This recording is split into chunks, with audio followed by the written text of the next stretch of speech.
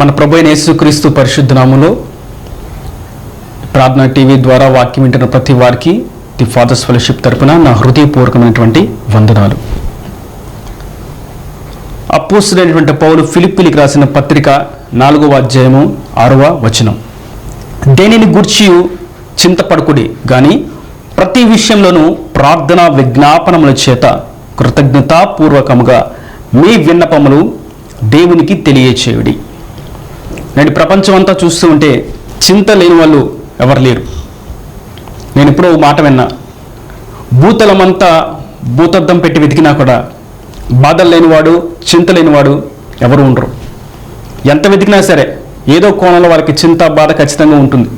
అది ఆరోగ్యపరంగా కానీ, ఆర్థిక పరంగా కానీ, కుటుంబ పరంగా కానీ, అప్పుల పరంగా కానీ, ఏ కోణమైనా సరే ఆత్మీయంగాను భౌతికంగాను ఏదో ఒక చింత ఉంటుంది.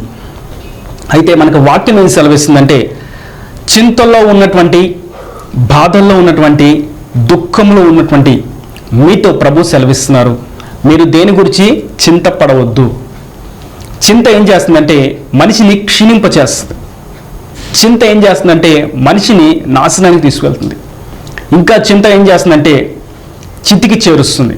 చింత చింత చింత. కొంతమంది చూస్తాం, వారి తల్లిదండ్రులు చనిపోయారని చింతిస్తూ బాధపడుతూ వారు కూడా మరణించారని చూస్తాం. లేదా కొంతమంది చిన్నపిల్లలు చనిపోతే యుద్ధాల్లో వారి తల్లిదండ్రులు బాధపడి చింతిస్తూ దుఃఖిస్తూ వారు కూడా ప్రాణం విడిచారని చూస్తాం. అంటే చింత ఏం చేస్తుందంటే మనిషి జీవితాన్ని క్షీణింపచేసి అనగచ్చి వేస్తుంది. దీన్ని గుర్తించినటువంటి ప్రభు, మీరు దేని గురించి చింతపడొద్దు. పౌలు అంటున్నాడు, మీరు చింతపడొద్దు, అలానే దాని గురించి ఆలోచించొద్దు అంటలా. మీరు ఆలోచించండి కానీ చింతపడొద్దు. చింతపడడం అనేది దేవునికి ఇష్టం లేదు, కానీ ఆలోచించాలి. ఆలోచన యుక్తంతో ముందుకడుగు వేయాలి. ఆలోచించినప్పుడు దేవుడు మనకి సహాయం చేస్తాడు. ఇది మనం ఎలా గుర్తించాలి అంటే, మీరు చింతలో దేవునికి విజ్ఞాపన చేయండి. మీకు చింత వచ్చిందా ప్రార్థన చేయండి, చింత వచ్చిందా పాట పాడండి, చింత వచ్చిందా దేవునికి సంగీతములు వాయించండి, చింత వచ్చిందా ఆలాపన చేయండి, చింత వచ్చిందా ఆకాశం కన్నెత్తి దేవుని కొరకు లోపల నుంచి ఆర్తధ్వనిని ఊహింపచేయండి. ఇది చింతలో నుండి చేయవలసినటువంటి పని. ఇది విజ్ఞాపన కృతజ్ఞతాపూర్వకంగా, మరియు కృతజ్ఞతాపూర్వకంగా అనగా దేవుడు మనకి చేస్తాడు, దేవుడు నన్ను చూస్తున్నాడు, నాకు సహాయం అందిస్తాడు, ఈ చింతలన్నీ ఆయన బాపుతాడు, ఆయన ఒక్కడే నిజమైన సజీవుడు, పునరుద్ధానుడు అన్న విషయాన్ని మనం గుర్తించి ఆయన చేసినందుకు కృతజ్ఞతాస్తుతులు చెల్లిస్తుండగా దేవుడు ఆ కార్యాన్ని రూఢిపరుస్తాడు. ఇది క్రైస్తవ్యంలో ఉండవలసినటువంటి ఒక ముఖ్య లక్షణం. చింతలు బాధలు వస్తాయి, కానీ దాన్ని గుర్తించి దాన్ని పట్టుకొని ఊగుతూ నష్టాన్ని చూడడం అనేది దేవుని చిత్తం కాదు. పౌలు మీరు చింతపడద్దు అని చెప్పడంలో ఒక విషయాన్ని మనం చూస్తాం. బాబు అయ్యగారు, పౌలు గారు, ఇంటికి చింతపడొద్దని మీరు చెప్తున్నారు, బాగుంది, అసలు మీరు ఎక్కడ నేర్చుకున్నారు ఈ పదాన్ని? మీకెవరు చెప్పారు? అయ్యో, నాకు వచ్చిన ప్రత్యక్షతలన్నీ దేవుని యుద్ధ నుండి మాత్రమే వచ్చినాయి. నా గొప్పతనాన్ని బట్టి, నా యొక్క జ్ఞానాన్ని బట్టి, నేను చదివే దాన్ని బట్టి, నా పాండిత్యాన్ని బట్టి ఏమీ రాలేదు. పౌలు చాలా తగ్గింపు. ఎంత చదువుకున్నా, ఎంత ఎదిగినా సరే తగ్గింపుతో ఉన్నాడు.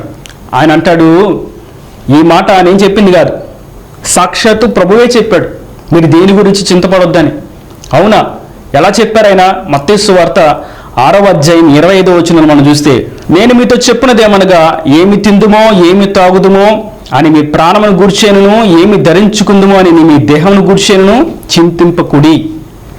ఆహారం కంటే ప్రాణమును, వస్త్రం కంటే దేహమును గొప్పవి కావా?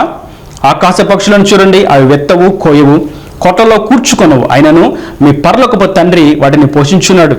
మీరు వాటికంటే బహుశ్రేష్ఠులు కారా? మీలో ఎవడు చింతించటం వలన తన ఎత్తు మూరడు ఎక్కువ చేసుకోగలడు? వస్త్రములను గూర్చి మీరు చింతపడనేలా? అడవి పువ్వులు ఎలాగా ఎదుగుచున్నవో ఆలోచించండి. అవి కష్టపడవు, వడకవు, ఆయనను తన సమస్త వైభవముతో కూడినటువంటి సొలొమోను సహితం వీటిలో ఒక్కదాని వలె అలంకరింపబడలేదు. నేడుండి రేపు పొయ్యిలో వేయబడు అడవి గడ్డిని దేవునిలాగూ అలంకరించిన ఎడల అల్ప విశ్వాసులారా, మీకు మరణిశ్చయంగా వస్త్రము ధరింపచేయును కదా. ప్రభువు చెప్తున్నారు స్పష్టంగా, మీరు చింతపడొద్దు. మీరు చింతించటం వలన మీరు ఏం చేయగలరు? కొంచెం ఎత్తు పెరగగలరా? లేదా కొంచెం ఎత్తు తగ్గగలరా? చాలా ఆశ్చర్యంగా ప్రభు వాళ్ళ ఎదుట మాట్లాడుతున్నాడు. మీరు చింతించడం వల్ల ఏమీ చేయలేరు. ఇక్కడ కొన్ని విషయాలు మీకు గుర్తు చేస్తాను. చింత అనగా ఏంటి? దుఃఖం అంటే ఏంటి? వేదన అంటే ఏమిటి? చింత రేపటి గూర్చి కలిగించేది చింత. ఈరోజు రేపటి గూర్చి కలిగేటువంటి దాని గురించి ఆలోచించడం, ప్రభావితం చెందడం, భావోద్వేగాలకు గురవడం, ఏడవడం అనేది చింత. బాధ ఏంటంటే నిన్న గడిచిపోయిన దాని గురించి తలుచుకొని బాధపడ్డం, ఇది బాధ. దుఃఖం ఇప్పుడున్న పరిస్థితిని బట్టి ఏదో మన చేయి జారిపోయింది, ఇంకా తిరిగి రాదు, నష్టపోయాం, ఇది దుఃఖం. ఇక రాదు కదా దుఃఖం, దాన్ని తలంచుకుంటూ దాన్ని ఆలోచిస్తూ దుఃఖపడడం. బాధలో నుండి దుఃఖం వస్తుంది, ఇందులో నుండి మళ్ళీ ఏమొస్తుందంటే వేదన వస్తుంది. ఇక మళ్ళీ రాదు, ఎంత ఏడ్చినా రాదు, అది తెలిసిన విషయమే. గడిచిన దినంలో జరిగిన విషయం ఎంత వెనక్కి తీసుకొద్దామని రాదు, ఇది తెలిసిన విషయమే. ఇప్పుడు ఈ రెండింటి మధ్య ఏం చేస్తారంటే వేదన పడుతూ ఉంటాడు మనిషి. కాబట్టి నిన్న జరిగిన విషయం, జరిగిపోయిన వాటి విషయం జరిగేది బాధ, దుఃఖం, వేదన. రేపటిని గూర్చి ఆలోచింపజేసేది చింత. ప్రభు చెప్తున్నారు, నిన్నటి గురించి మీరు ఎందుకు ఆలోచించడం, దాన్ని వేదనగా మీరు మోసుకొని ముందుకు రావడం, మరి రేపటి గురించి ముందే ఆలోచించుకొని ఎందుకని మళ్ళీ దాన్ని కూడా రేపటి యొక్క భారాన్ని కూడా ఇప్పుడే మీరు ఎందుకు మోసుకు వెళ్తున్నారు? అవసరం లేదు. మీరు చింతించడం మానివేయండి. మీకే అవసరత, ఏ కొదువ, ఏ అక్కర ఉందో నా దగ్గరికి తీసుకురండి. మీరు ప్రార్థన చేయండి, నాకు కృతజ్ఞతాస్తుతులు చెల్లించండి, నా పేరట మీరు అడగండి, నేను దాన్ని మీకు అనుగ్రహిస్తాను. దీనిలో ఏ సంశయము, సందేహము లేనే లేదు. దాన్ని స్పష్టంగా ప్రభు చెప్తూ అంటారు, మీరు దేని గురించి చింతిస్తున్నారు? దేహాన్ని గురించా? ఆరోగ్యం లేదని చింతిస్తున్నారా? లేదంటే ఆర్థిక పరమైనటువంటి చింత, ఇంట్లో సమస్తం ఈ కొదువుగా ఉన్నటువంటి చింత, మీకు ఆహారం సరిగా లేదనేటువంటి చింత, దేని గురించి చింతిస్తున్నారు? ఏదైనా సరే చింత, మీ చింతలను బాపువాడను నేనే. మీరు చింతించడం వల్ల ఏ పని చేయలేరు. మరియు ఆకాశ పక్షులు చూసారా? అవి ఎంత ఎత్తుగా ఎగురుతాయి. వాటికి ఎవరైనా పెట్టి పోషిస్తున్నారా? దాని కొరకు ఎవరన్నా మార్కెట్ పెట్టారా? వాటి కొరకు ఎవరైనా కిరాణా షాపులు పెట్టారా? దాని కొరకు ఏమన్నా షాపింగ్ మాల్స్ ఉన్నాయా? వాటికి ఏమీ లేవే, మనిషికి మాత్రమే ఉన్నాయి. మరి అవి అక్కడికి వెళ్ళి కొనుక్కోవడానికి షాపులు లేవు కదా. అయినను మీరు గుర్తించండి, ఆకాశ పక్షులను నేనే పోషిస్తున్నాను. వాటిని ఎలా పోషిస్తున్నాను? ఎప్పుడు కావాలంటే అప్పుడు వారికి ఆహారం దొరికేలాగా నేను పోషిస్తున్నాను. అరే, ఆకాశ పక్షులను నేను పోషిస్తున్నప్పుడు వాటికంటే మీరు శ్రేష్ఠులు, మీరు గొప్పవాళ్ళు. అనేకమైనటువంటి పిచ్చుకల కంటే మీరు శ్రేష్ఠులు. ఆయన ఒక పిచ్చుక గురించి, 2 పిచ్చుకల గురించి, ఒక ఆకాశ పక్షి గురించి ఇంత ఆలోచించి వాటికి ఆకలి తీరుస్తున్నప్పుడు ఆయన పేరట, ఆయన స్వకీయ సాంపద్యంగా, ఆయన రక్తంలో కడగబడి ఆయన కొరకు ఎదురు చూస్తే, ఆయన రాజ్యం కొరకు వేచి ఉండగా ఆయన మనల్ని ఎలా మర్చిపోతాడు? నిశ్చయంగా మిమ్మను మనలో ఆయన మర్చిపోయే దేవుడు కానే కాడు. మీరు చింతపడవలసిన అవసరం లేదు. వాటిని తగిన సమయంలో నేను అనుగ్రహిస్తాను. మరియు ఆయన అంటాడు, ఫ్లవర్స్, పువ్వులను చూసారా? అసలు ఎంత అందంగా ఉంటాయి. ప్రపంచంలో దేని అందాన్ని పోల్చినా సరే పువ్వు అందంతో సాటి రాదు. ఆ అందమే చాలా ప్రఖ్యాతి కలిగింది. మరియు సొలొమోను కట్టిన మందిరం ఉందా? మరియు సొలొమోను మాట్లాడినటువంటి సామెతలు ఉన్నాయా? ఎంత గొప్ప పలుకులు పలికాడా సొలొమోను కూడా ఈ పువ్వులో ఒక్కదాంతో కూడా సమానం కాడు.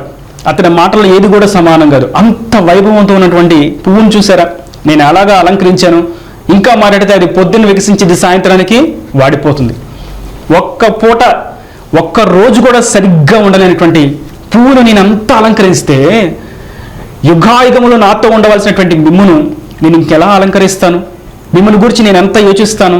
అందుకే పేతురు రాసిన పత్రికలో మనం చూస్తాం, 1వ అధ్యాయం 5వ వచనం 7వ వచనంలో, ఆయన మిమ్మల్ని గూర్చి చింతించుచున్నాడు. ఒక్కటే ఒక మాట, మీరు చింతపడద్దు, మిమ్మల్ని గూర్చి ఆయన చింతిస్తున్నాడు. ఇప్పుడు బిడ్డలు స్కూల్కి వెళ్ళాలి, ఫీజులు కానీ, బుక్స్ కానీ, కావాల్సిన వాటిని గురించి కానీ పిల్లలు చింతపడతారా, తల్లిదండ్రులు చింతపడతారా? పిల్లలు అంటారు, అమ్మా మీకు బుక్స్ లేవు అంటే, అవునా బుక్స్ లేవా, అయితే ఓకే మేము చక్కగా వెళ్ళిపోతాం అంటారు. లేదంటే అమ్మ ఫీజు కట్టలేదు, మీరు స్కూల్కి వెళ్ళి దీంట్లో ఉండండి, అమ్మయ్య స్కూల్కి మానేస్తాం, తగ్గట్టు టీవీ చూస్తూ ఉంటారు. అంటే దాన్ని గూర్చినటువంటి చింత వాళ్ళకి లేదు, ఎందుకంటే వాళ్ళకి తెలియదు. కానీ వాటిని గూర్చినటువంటి చింత ఎవరికి ఉంటుంది అంటే తల్లిదండ్రులకు ఉంటుంది. ప్రభు అదే గుర్తు చేస్తున్నారు. బిడ్డలుగా మీరు చింతించాల్సిన అవసరం లేదు, మీరు మౌనంగా ఉండండి, నేను మీ గురించి చింతిస్తున్నాను. మీకు ఎప్పుడు ఏం కావాలి? ఇది ఇస్తే మీరు ఎలాగా దాన్ని రిసీవ్ చేసుకుంటారు, ఇది ఇస్తే మీరు ఇక పునాది మీద మీరు నిలబడతారా, లేదంటే అతిశయించి దూరం అయిపోతారా అని ఆయన దాని గురించి ఆలోచిస్తున్నాడు. రేపొద్దున వీళ్ళకి ఎలా చేద్దాం, రేపొద్దున ఎలా హెచ్చిద్దాం, రేపొద్దున ఏం పంపిద్దాం, రేపొద్దున ఎలా మాట్లాడదాం, రేపొద్దున ఎక్కడ తీసుకువెళ్దాం, రేపొద్దున ఎక్కడ ఎవరితో మాట్లాడిద్దాం, ఇవన్నీ ఆయన ఆలోచిస్తున్నాడు. ఆయన ఆలోచనకు వాటిని అప్పగించేయండి. మనం చింతించి బాధపడడం వల్ల ఏమీ జరగదు. దేవునికి అప్పగించండి. ఎందుకంటే ఆయన మిమ్మల్ని గురించి చింతించుచున్నాడు కనుక మీ చింత యావత్తు ఆయన మీద వేయండి, వేసేయండి ఆయన మీద. ఆయన అంటున్నాడు, నా మీద వేసేయండి అయ్యా, మీరు బాధపడద్దు, చింతించొద్దు, దేని గురించి దుఃఖించొద్దు, నా ఎద్దుకు రండి అంటున్నాడు. ఇంత గొప్ప బాహాటమైనటువంటి ఆదరణ ఎవరిస్తారు మనకి? రాజకీయ నాయకులను చూస్తే వారు ఏలుబడి చేసేటువంటి ఆ యొక్క పీరియడ్లో, ఆ యొక్క సంవత్సరంలో, ఆ యొక్క వ్యవధిలో వారు చేయాలనుకునే చేస్తానంటారు. అంటే వాళ్ళని చూసి మనుషులు గెలిపిస్తూ ఉంటే, మనుషులు రాజకీయ నాయకులను చూసి సంతోషిస్తూ ఉంటే, మరి సృష్టి అంతటికీ సృష్టికర్త అయినటువంటి ప్రభు, నిరంతరము రాజు అయినటువంటి దేవుని చూసి మనం ఇంకెంత సంతోషించాలి, ఎంత మన భారాలను ఆయన మీద వేయాలి. కనుక మన చింత యావత్తు, మీ చింత యావత్తు ఆయన మీద వేయండి. ఆయన మిమ్మల్ని గురించి చింతిస్తున్నాడు. మరి ఇంకొక విషయాన్ని మీకు గుర్తు చేస్తాను. ఇక్కడ మనం గుర్తిస్తే చింతించొద్దని చెప్పడంలో ఆయన ఆహారాన్ని గురించి, వస్త్రాన్ని గురించి, పోషణ గురించి, వీటన్నిటి గురించి మాట్లాడుతూ ఈ చింతలన్నీ ఎవరు పడతారయ్యా అంటే అన్ని జనులు పడతారంట. చింత, రేపేం జరుగుతుందో తెలియదు, మాకు పోషించేవాళ్ళు లేడు, మా దిక్కు మూయబడింది, మాకు ద్వారాలు లేవు అనే వాళ్ళు రేపటి గురించి చింతిస్తారు. అన్ని జనులు, వారికి దిక్కు లేదు. కానీ మనకు ఒక దిక్కు ఉంది కదా, మనకొక ఆదరణ ఉంది కదా, మనకొక ఆశ్రయం ఉంది కదా, మనకొక తోడు ఉన్నాడు కదా. వీటిని బట్టి మనం ధైర్యము తెచ్చుకొని చింతించకుండా మౌనంగా ఉండాలి. ఇది దేవుడు కోరుకుంటున్నాడు. ఒకవేళ మీరు చింతిస్తే నన్ను మీరేం చేస్తున్నారంటే అన్నిటిగా చేస్తున్నారు, నా పవర్ని మీరు తగ్గిస్తున్నారు, నాకున్న శక్తిని, ప్రభావం మీరు, పరాక్రమాన్ని మీరు తగ్గిస్తున్నారు, నా మీద మీరు అవమానపడుతున్నారు, అనుమానపడుతున్నారు. నేనేం చేయలేనా, మిమ్మల్ని పోషించలేనా, మిమ్మల్ని లేవనెత్తలేనా, మీకు సమకూడి జరిగించలేనా, మీకు ఆరోగ్యాన్ని ఇవ్వలేనా, మీ స్థితిగతిని మార్చలేనా, మీకు వివాహం జరిగించలేనా, మీకు సంతానాన్ని ఇవ్వలేనా, మీకు ఇల్లు ఇవ్వలేనా, ఏది చేయలేను నేను అన్నీ చేయగలను. కానీ మీరు చింతిస్తూ బాధపడుతున్నారు కనుక నా పరాక్రమం, నా బలముల మీద మీరు ముద్ర వేసి ఏం చేస్తాడులే రేపొద్దున దేవుడు, ఏం చేస్తాడులే యేసయ్య. చాలామంది చూస్తూ ఉంటాం, వారు కొన్నిటి గురించి బాటలు తీసుకుంటారు, ఇది జరగాలి, ఇది జరగకపోతే నాకు దేవుడు లేడు. ప్రభు అంటున్నారు, నువ్వు గీత గీసుకొని నువ్వు జరగాలని కోరుకుంటున్నావు, కానీ అది నా చిత్తంలో ఉందా లేదా, నేను ఇవ్వాలనుకుంటున్నాను లేదా, దాని గురించి అసలు విజ్ఞాపన చేసావా? లేదు. కానీ వాక్యం సెలవిస్తుంది, మన చింత యావత్తు ఆయన మీద వేస్తే ఆయన మనల్ని గురించి చింతిస్తున్నాడు, ఆయన మనకు సహాయమును అందిస్తాడు. అన్ని జనులైతే వాటిని గురించి చింతిస్తారు, కానీ దేవుని రక్తము చేత కడుగబడినటువంటి తన స్వకీయ సాంపాద్యం చింతించకూడదు. చింత అలసటకు, క్షీణతకు, పతనానికి తావుతీస్తుంది.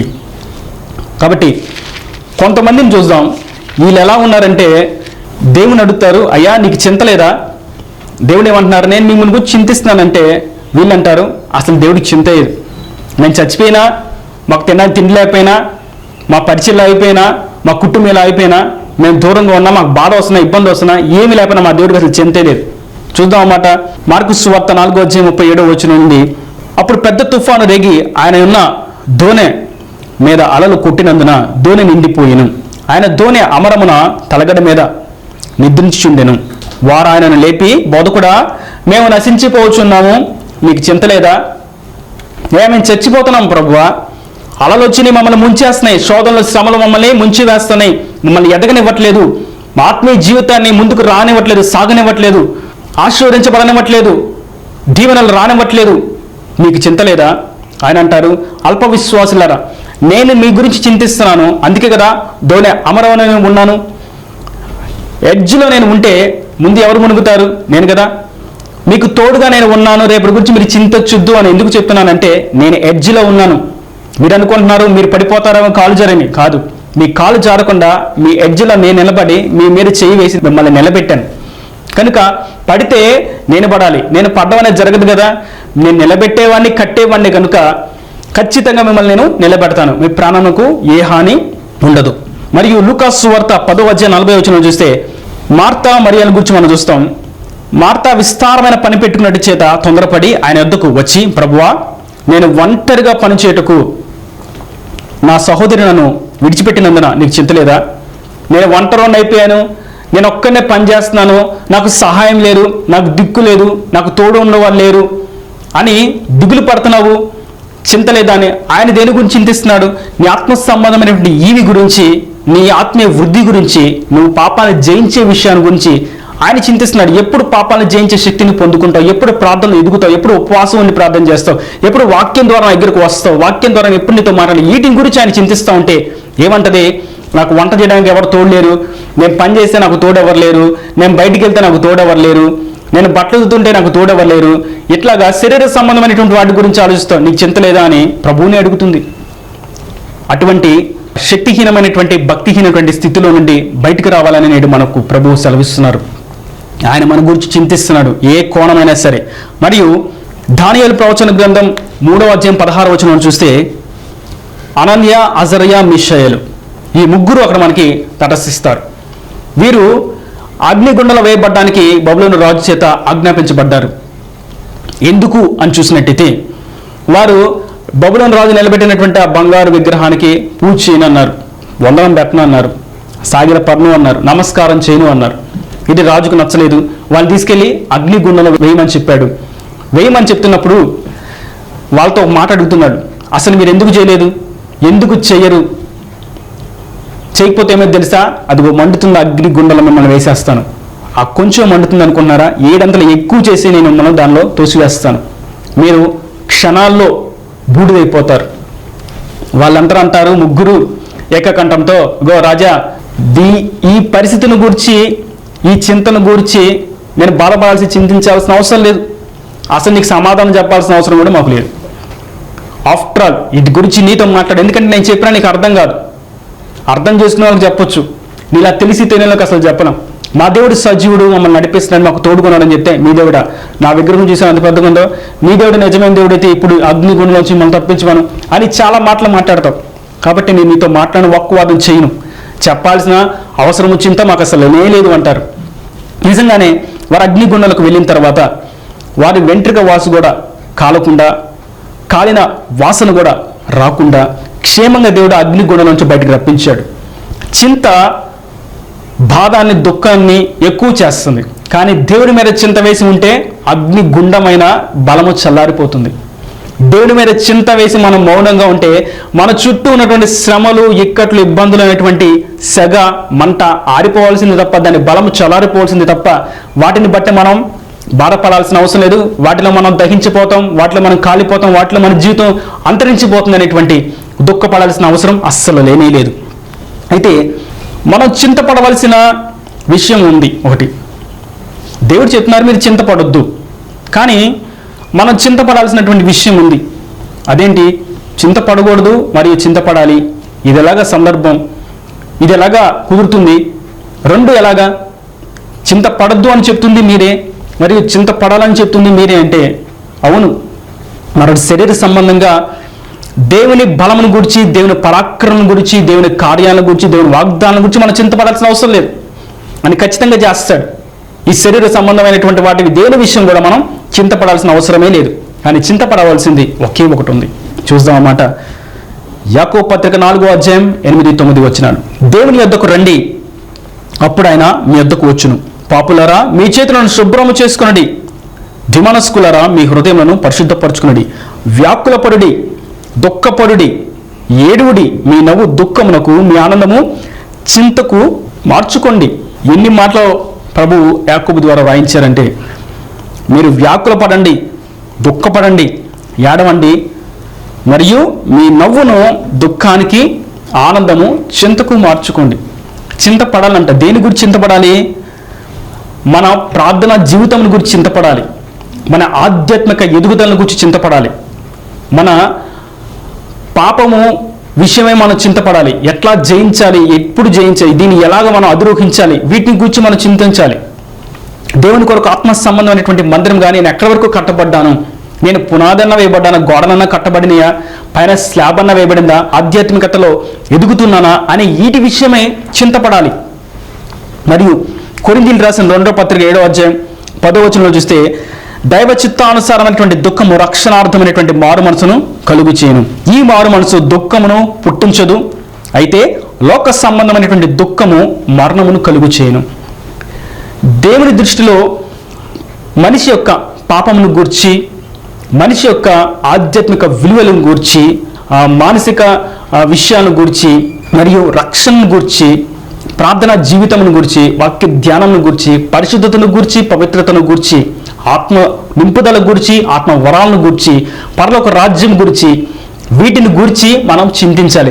వీటిని గూర్చి చింతిస్తే ఏమవుతుందంటే ఈ యొక్క చింత మనకి రక్షణార్థంగా మార్చబడుతుంది. ఆ రక్షణార్థమైనటువంటి ఆ దుఃఖం మనకి దుఃఖాన్ని కలుగు చేయదంట, కానీ పరలోక రాజ్యానికి మనల్ని తీసుకువెళ్తుంది. మరణములో నుండి మనల్ని పరలోక రాజ్యాన్ని తీసుకువెళ్తుంది. నిత్య నరకాగ్ని నుంచి మనల్ని తప్పిస్తుంది. కనుక మనం ఆత్మ సంబంధమైనటువంటి చింతన కలిగి ఉందాం. మనం ఈరోజు నేను చేసిన ప్రార్థన నాకు ఎంత సంతృప్తినిచ్చింది, ఈరోజు నేను చదివినటువంటి వాక్యం నాకెంత ధైర్యాన్ని ఇచ్చింది, ఈరోజు నేను విన్నటువంటి వాక్యం నాకెంత ఉత్సాహాన్ని ఇచ్చింది, ఉజ్జీవాన్ని ఇచ్చింది. వీటి విషయం మనం చింతిద్దాం. మనం నడిపిస్తున్నటువంటి నాయకులు సరైన నాయకులేనా? మనం సరైనటువంటి కాపరత్వంలోనే ఉన్నామా? సరైనటువంటి సహవాసంలో ఉన్నామా? వీటిని గురించి చింతించాలి. వాక్యంలో ఉన్నదే చెప్తున్నారా, లేదంటే వాక్యేతమైనటువంటి విషయాలు చెప్తున్నారా? ఉన్నటువంటి గంట సమయంలో దేవుని వాక్యాన్ని వివరిస్తున్నారా, లేదంటే వారి సొంత విషయాలను గురించి, వారి డంబాలను గురించి, గొప్పతనాలను గురించి చెప్పుకుంటూ సమయాన్ని వ్యర్థం చేసుకుంటూ, ముసలిమ ముచ్చట్లు చెప్పుకుంటూ, ఆ చిలక గురించి, ఈ చిలక గురించి, ఆ కప్ప గురించి, ఈ పాము గురించి కథలు చెప్తున్నారా, లేదంటే సత్యాన్ని వివరిస్తున్నారా? ఇటువంటి విషయాలను మనం చింతించాలి. మనం వెళ్తున్నటువంటి సహవాసం, మన ప్రార్థన జీవితం, మన నడిపింపు, ఆత్మాభిషేకం, ఆత్మ నింపుదల, వీటిని గురించి మనం చింతిస్తే దేవుడు దాన్ని రక్షణార్థంగా మారుస్తాడు, మరణం నుండి తప్పిస్తాడు, నిజమైనటువంటి సంతోషం లోపల ఉద్వేగింపచేస్తాడు. మరియు మన ఆధ్యాత్మిక జీవితం గురించి మనం ఎలా చింతించాలంటే, నిన్న ప్రభు మరణించాడు, శిలువ మరణం. నేడు ప్రభు పునరుద్ధానుడయ్యాడు. రేపు ప్రభు వస్తున్నాడు. మనకు గుర్తిస్తే రేపటి గురించి ఆలోచించేది చింత శరీర సంబంధంగా, కానీ రేపటి గురించి క్రైస్తవుడు ఆలోచించాల్సినటువంటి చింత దేవుని రాకడ గురించి. రేపు దేవుడు వస్తున్నాడు, నేను సిద్ధంగా ఉన్నానా, నేను పరిపూర్ణతలకు వచ్చానా, నేను సారము కలిగి ఉన్నానా, నేను పచ్చగా ఉన్నానా, నేను అగ్ని అభిషేకంతో నింపబడి ఉన్నానా, ఆత్మవరాల చేత అలంకరింపబడి ఉన్నానా? ఇది చింతించవలసినటువంటి విషయం. రేపొద్దున దేవుడు రాబోతున్నాడు, సిద్ధంగా ఉన్నామా లేదా అనేటువంటి విషయం, నూనె, తైలము, అగ్ని అన్ని సమపాల్లో ఉన్నాయా అనేటువంటి విషయం, వీటిని గురించి మనం చింతించాలి. ఈ చింతన లేని వాడు అసలు క్రైస్తవుడు కాదు. లోక సంబంధమైన వాటి గురించి చింతించేవాడు కూడా క్రైస్తవుడు కాదు. ఈ రెండు చింతలు, శరీర సంబంధమైనటువంటి చింత కలిగిన వాడు క్రైస్తవుడు కాదు, రెండు ఆత్మ సంబంధమైనటువంటి చింత లేని వాడు క్రైస్తవుడు కాదు. ఈ రెండు చింతలు క్రైస్తవుని జీవితంలో పర్ఫెక్ట్గా ఉండాలి. నేను వాటి గురించి చింతించను, ఏదైనా చేస్తాను, నా దేవుడు ఉన్నది లేనట్టుగా, లేనిది ఉన్నట్టుగా చేయగలవాడు. నేను ఈ భూ సంబంధమైనటువంటి వాటి విషయమై ఇంతే నేను ఆలోచిస్తాను, కానీ ఆయన తలంపులు ఆకాశం కంటే ఎత్తుగా ఉన్నాయి. అంత గొప్పగా నా గురించి ఉన్నతంగా ఆలోచించి దేవుడు నాకుంటే నేను వీటన్నిటి గురించి చింతించాల్సిన అవసరం లేదు. ఏది ఎప్పుడు కావాలో, ఏది చదువుకోవాలో, ఏ ఉద్యోగం చేయాలో, ఎవరు వివాహం చేసుకోవాలో, ఎక్కడ ఇల్లు కట్టుకోవాలో, ఎక్కడ ఇల్లు కొనుక్కోవాలో, ఏం మందిరానికి వెళ్ళాలో, ఎలా ప్రార్థన చేయాలో, ఎప్పుడు నేను ఉపవాసం ఉండాలో అన్నీ ఆయన నన్ను నడిపిస్తాడు. వాటి గురించి నేను చింతించాల్సిన అవసరం లేదు. కానీ నేను ఎలా ఉన్నాను, దేవుని రాజ్యానికి వారసులుగా ఉన్నానా, నేను సువార్త చెప్పడం వరకు ఉన్నానా, లేదంటే సంఘాన్ని స్థాపించే వరకే ఉన్నానా, లేదంటే పోషించే దాంట్లో నేను ఎలా ఉన్నాను, వాక్యాన్ని స్పష్టంగా వివరించగలుగుతున్నానా, దేవుని మనసును స్పష్టంగా గ్రహించగలుగుతున్నానా? ఇటువంటి చింతన క్రైస్తవునికి ఉండాలి. కొంతమంది చూస్తూ ఉంటాం, వారికి సంఘమును గురించి, సంఘం అటువంటి బిడ్డల గురించి చింత ఉండదు. వారి ఎటన్నా పోని, వారికి ఆదివారం కానుకలే కావాలి. ఎంత దౌర్భాగ్యమైనటువంటి దుస్థితిలోకి క్రైస్తవం వెళ్ళిపోయిందంటే, అటువంటి వారిని కళ్ళు మునిబడినట్లుగా జనులు వారిని వెంబడిస్తున్నారు. కారణం ఏంటంటే, వారికి ఉన్నటువంటి చింతన ఏంటంటే, నాకు ఈ వరం ఉంది, ఈ దర్శనం ఉంది, నాకు ఆ తలాంతు ఉంది, నాకు ఈ తలాంతు ఉంది అని ఆ తలాంతుని బట్టి బయటికి వెళ్తూ వాటిని బట్టి అతిశయిస్తూ ముందుకు సాగడం వల్ల ఆత్మ సంబంధమైనటువంటి చింతన లేకపోవడం అనేది ఎంతో దుఃఖకరమైనటువంటి విషయం. ఆత్మ సంబంధమైనటువంటి దుఃఖం లేకపోతే, చింతన లేకపోతే గనక దేవుని దృష్టికి మనం హేయులుగా మార్చబడతాం. అటువంటి ఆత్మ సంబంధమైనటువంటి దుఃఖమును కలిగి ఉందాం. మరియు పౌలుని అడిగితే పౌలు అంటాడు, నేను ఈ జైల్లో వేయబడ్డా, నన్ను కొట్టారు, నన్ను ఆకలి దప్పులతో ఉంచారు, రాళ్లతో కొట్టారు, నన్ను చంపడానికి సిద్ధం చేస్తున్నారు.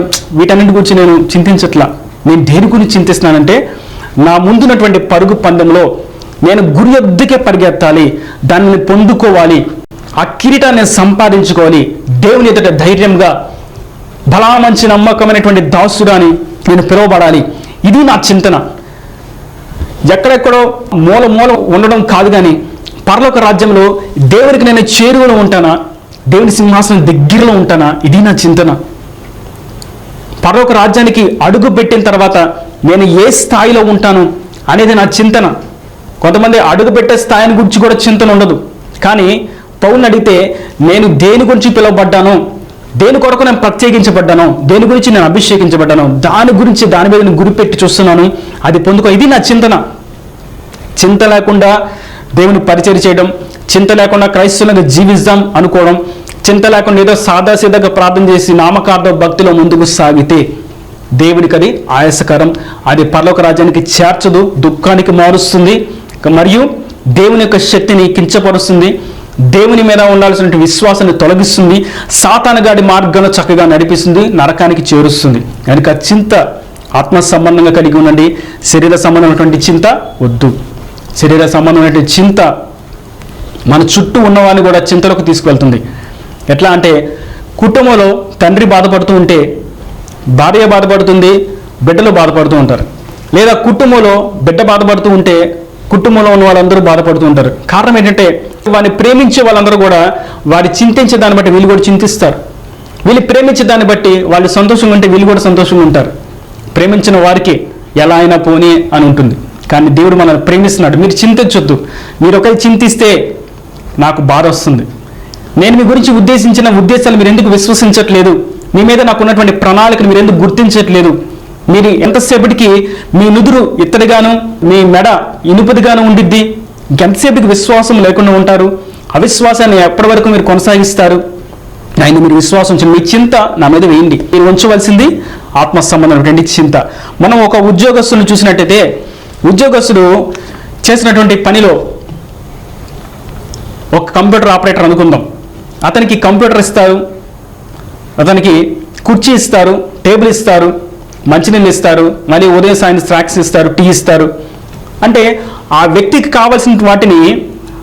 కావాల్సిన వాటిని సమస్తం కూడా ఆ ఎంప్లాయర్, ఆ యొక్క అధికారి, యాజమాన్యం వహిస్తుంది. ఇదిగో నువ్వు ఉద్యోగం కొరకు నియమించబడ్డావు, ఈ పని చేయడానికి కావాల్సినవి నేను సమకూరుస్తాను. దీని గురించి నువ్వు చింతించొద్దు. అయ్యో నీ కంప్యూటర్ లేదు, ప్రింటర్ లేదు, కీబోర్డ్ లేదు, మంచినీళ్ళు లేవు, వీటి గురించి నువ్వు చింతించొద్దు. ఇవన్నీ నేను సమకూరుస్తాను. నువ్వు చింతించాల్సిందల్లా ఒకటే, నేను చెప్పిన పని ఎంతవరకు చేస్తున్నావు, అది చేసావా లేదా, ఈ విషయం మీద మీరు కాన్సన్ట్రేషన్ చేయి. ఈ విషయం మీద నువ్వు చింతపడు. దీని విషయమే నాకు ప్రతిఫలం కావాలి. ఇది ఒక యాజమాన్యం కోరుకునేది. అంటే చదువుకునే వాళ్ళు కూడా పిల్లలకి పుస్తకాలు, యూనిఫాము, స్కూల్ ఫీజు అన్నీ చూస్తారు, కరెక్టే. కానీ వాళ్ళ నుంచి కోరుకునేది ఏంటంటే మంచిగా పాఠాలు చెప్పడం. దీని గురించి చింతన కలిగి ఉండాలి. పిల్లలకు కావాల్సినవన్నీ తల్లిదండ్రులు అనుగ్రహిస్తారు, పంపిస్తారు. కానీ టీచర్స్ దగ్గర నుంచి కోరుకునేది వారు చక్కగా చెప్తున్నారా లేదా, బిడ్డలు ఎంతవరకు ఎదుగుతున్నారు, ఇటువంటి చింతన ఉండాలి. కనుక శరీర సంబంధమైనటువంటి చింతన మనం పక్కన పెట్టి ఆత్మ సంబంధమైనటువంటి చింతన కలిగి ఉందాం. దేవుని రాకడ కొరకు ఎదురు చూద్దాం. రాజ్యానికి వారసులు అవుదాం. ఆయన సార్వత్రిక సంఘంగా కట్టబడదాం. వాళ్ళ గురించి వీళ్ళ గురించి ఆలోచించక, దేవుని శక్తిని శంకించక, ఆయన పరాక్రమను తక్కువ చేసి చూడక, విశ్వాసంలో ఈ యొక్క పరుగు పందెంలో మన చింతనని, బాధలు, వేదనలన్నీ కూడా ఆయన మీద వేసి మనం ఆయన అడుగు జాడల్లో మనం నడుచుకుంటూ వెళ్ళిపోదాం. ఈయన దేవుని మాటల ప్రతి మన హృదయంలో మీరు కట్టి ఫలింపచేయను గాక. తలలో వంచి కన్నులు మూసేటతే ప్రార్థన. స్తోత్రం స్తోత్రం స్తోత్రం. ప్రేమ స్వరూపి కరుణ కటాక్షం గల తండ్రి, నా ప్రభా, వాక్యాన్ని ప్రతి బిడ్డని జ్ఞాపకం చేసుకుంటున్నారే. ఎవరెవరో ఎటువంటి చింతల్లో ఉన్నారో వారి చింతలన్నిటి నుంచి మీరు విడిపించండి. ఇంకా ప్రతి కొరతను తీసి సమృద్ధిని దయచేసి నువ్వు మెగల పెళ్లి కుమారుడికి వచ్చినప్పుడు ఎదుర్కొనే శక్తిని, యోగ్యతను, అర్హతను దయచేయమా. యేసు పరిశుద్ధాన్ని ప్రార్థించి వేడుకుంటూ, అయ్యా ఈ పరిచయను ఇంకొన తండ్రి, ఈ టీవీ పరిచయను ఇక్కడ చేస్తున్న వారిని, ఈ పరిచయకు సపోర్ట్గా ఉన్న వారిని, సహకరించిన వారిని అందరినీ కూడా దీవించి, వారి కుటుంబాన్ని కూడా దీవించి ఆశీర్వదించమని, రాకడ రాజ్యాన్ని సిద్ధపరచమని యేసు పరిశుద్ధాన్ని ప్రార్థించి వేడుకుంటున్నాను తండ్రి. ఆమేన్.